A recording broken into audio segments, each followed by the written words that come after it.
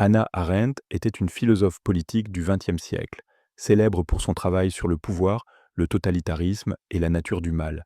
Elle a analysé comment les gouvernements oppressifs se développent et comment les individus deviennent complices de méfaits. Ses livres les plus célèbres, Les origines du totalitarisme et Eichmann à Jérusalem, ont suscité d'intenses débats.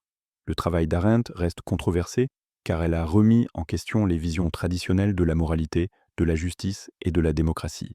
Certains la louent pour avoir exposé les dangers de l'oppression politique, tandis que d'autres la critiquent pour son détachement ou pour avoir mal interprété des événements historiques.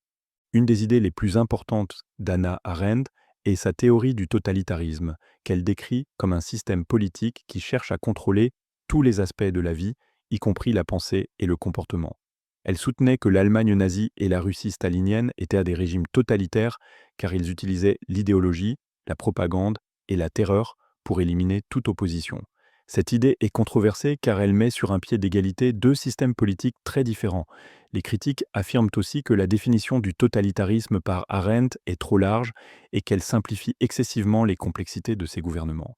Le concept de banalité du mal d'Arendt est né de son reportage sur le procès d'Adolf Eichmann, un officiel nazi responsable de l'organisation de l'Holocauste. Elle soutenait qu'Eichmann n'était pas un monstre fanatique, mais un bureaucrate qui suivait simplement les ordres sans questionner leur moralité.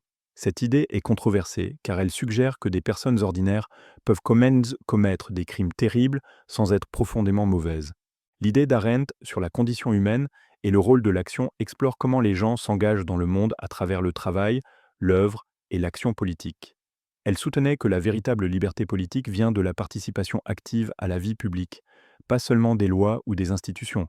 Selon elle, la société moderne décourage les gens de s'engager de façon significative en politique, ce qui affaiblit la démocratie. L'idée d'Arendt sur le droit d'avoir des droits est née de son étude des apatrides et des réfugiés. Elle soutenait que les droits humains n'ont aucun sens si une personne n'appartient pas à une communauté politique qui les reconnaît et les fait respecter. Elle croyait que les véritables droits viennent de l'appartenance à une société qui accorde des protections légales et non de principes moraux abstraits. Cette idée est controversée car elle remet en question la croyance que les droits humains sont universels. Un des aspects les plus débattus du travail d'Arendt concerne ses opinions controversées sur la politique juive en Israël. Elle était critique envers le sionisme politique et croyait que la création d'Israël risquait de devenir un État nationaliste et militarisé.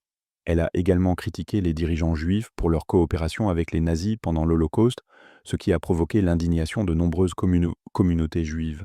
Cette idée est controversée car elle a été perçue comme blâmant les victimes plutôt que leurs oppresseurs.